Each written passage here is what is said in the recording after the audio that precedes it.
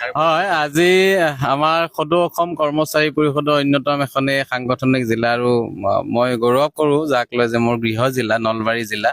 নলবাৰী জিলা কৰ্মচাৰী পৰিষদৰ অন্তৰ্গত আমাৰ টিহু আঞ্চলিক কৰ্মচাৰী পৰিষদ। আজি টিহু আঞ্চলিক কৰ্মচাৰী পৰিষদৰ 28 সংখ্যক বাৰ্ষিক অধিৱেশন এই হাৰিভাঙা উচ্চতৰ মাধ্যমিক বিদ্যালয় প্ৰাংগণত হৈছে। ইতিমধ্যে প্ৰতিনিধি সভা হৈ গৈছে, মুকলি সভা উদ্বোধন কৰিছে এগৰাকী বিশিষ্ট, মই অফিচিয়েল ডেজিগনেশ্যনৰ আগতে তেখেতক ক'ব বিচাৰিম এগৰাকী সাহিত্যিক সংস্কৃতি প্ৰেমী, মানে অসমীয়াক বা নিজৰ জাতিক ভাল পোৱা এগৰাকী বিষয়া, দক্ষ বিষয়া, আমাৰ inspector of schools Nalbari Ratul Das ছাৰে আনুষ্ঠানিকভাৱে আমাৰ যিখন মুকলি সভা উদ্বোধন কৰিলে।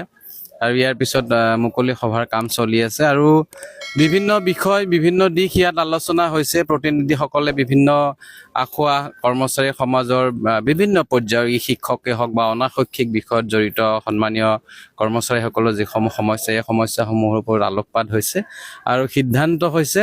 আৰু সেই সিদ্ধান্তসমূহ জিলালৈ প্ৰেৰণ কৰিব, জিলাই কেন্দ্ৰীয় সমিতিলৈ প্ৰেৰণ কৰিব। আৰু মূলত কথা আৰু মূলত বিষয়বস্তু এটাই যে অষ্টম দৰমহা আয়োগ, ইতিমধ্যে আপোনালোকেও সুধিছে যে আপোনালোক বা আমি সকলোৱে জানো যে সামগ্ৰিক বজাৰ দৰৰ ওপৰত নিৰ্ভৰ কৰি প্ৰতি 10 বছৰৰ মূৰে মূৰে অসম চৰকাৰ বা ভাৰত চৰকাৰৰ কৰ্মচাৰীসকলৰ দৰমহা সংশোধন হয়। আৰু অষ্টমবাৰৰ বাবে এই দৰমহা সংশোধন হ'বলৈ গৈ আছে অসম চৰকাৰৰ অধীনস্থ শিক্ষক কৰ্মচাৰীসকলৰ। আমি অত্যন্ত আশাবাদী। আৰু বিভিন্ন সময়ত বা বিগত সময়ত এটা কথা হৈ আছিল যে কেন্দ্ৰৰ সমহাৰত আমাক লাগে। আমি সদৌ অসম কৰ্মচাৰী পৰিষদে দাবী জনাইছো যে কেন্দ্ৰৰ সমহাৰত নহয়, কেন্দ্ৰৰ সমানকৈ লাগে। আজি চেন্ট্ৰেল গভৰ্ণমেণ্টৰ এজন এমপ্লয়ীয়ে বা চেন্ট্ৰেল গভৰ্ণমেণ্টৰ এজন ডিষ্ট্ৰিক্ট অফিচাৰে যিটো ৰেংক হোল্ড কৰি আছে, বা ষ্টেট গভৰ্ণমেণ্টৰ এজন অফিচাৰে যিটো ৰেংক হোল্ড কৰি আছে, ছেম ৰেংক ছেম ৱাৰ্ক, কিন্তু দৰমহাৰ যিটো বৈষম্য, এই বৈষম্য আঁতৰ হ'ব লাগে। আমি প্ৰথমতে দাবী জনাইছো যে কেন্দ্ৰীয় চৰকাৰৰ কৰ্মচাৰীৰ সমানকৈ ৰাজ্যিক চৰকাৰৰ শিক্ষক কৰ্মচাৰী বিষয়া শ্ৰমিককো দৰমহা দিব লাগে। আৰু বিগত সপ্তম দৰমহা আয়োগত আমি দাবী জনাইছিলোঁ যে 1 জানুৱাৰীৰ পৰা হ'ব লাগে। প্ৰতি বছৰে যিহেতুকে কেলেণ্ডাৰ ইয়াৰ আমাৰ বছৰটো 1 জানুৱাৰীৰ পৰা আৰম্ভ হয়, আমিও দাবী জনাইছোঁ। সপ্তম দৰমহা আয়োগত আমাৰ মানুহসকল বঞ্চিত হৈছে। বঞ্চিত এইকাৰণে হৈছে যে সপ্তম দৰমহা আয়োগ কাৰ্যকৰী কৰিছে 1 এপ্ৰিলৰ পৰা।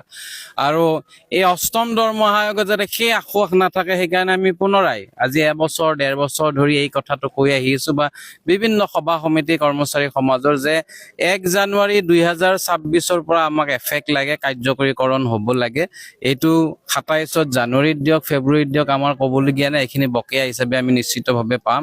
আৰু বেছি দীঘলীয়া নকৰিবলৈ এইকাৰণে কৈছে যে বেছি দীঘলীয়া হৈ গ'লে আমাৰ আজিৰ তাৰিখত ডিএ বিলাকে 2টা ইনষ্টলমেণ্টত দিয়ে। ডাঙৰ অফিচাৰ বা ছাৰতে হয়তো ডিএ বহুত পাব। আমাৰ সাধাৰণ 3rd গ্ৰেডৰ বা 4th গ্ৰেডৰ কৰ্মচাৰীসকলে ডিএৰ ক্ষেত্ৰত হয়তো 1000-1200 টকা পাব। এতিয়া 1200 টকাৰ এৰিয়া যদি 3টা ইনষ্টলমেণ্টত দি দিয়ে, একো কাম নাথাকে বা কামত নাহে।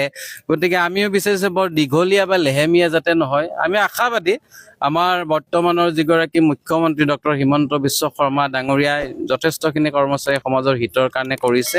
আৰু আমি আশাবাদী অনাগত দিনত যি চৰকাৰ গঠন হ'ব, যাৰেই নহওক, যাৰ নেতৃত্বতে চৰকাৰ গঠন নহওক কিয়, সেই চৰকাৰে নিশ্চয় বৃহত্তৰ শিক্ষক কৰ্মচাৰী সমাজৰ এই আঁসোৱাহসমূহ দূৰকৰণৰ বাবে যথেষ্ট ভাল পদক্ষেপ ল'ব বুলি আমি আশাবাদী।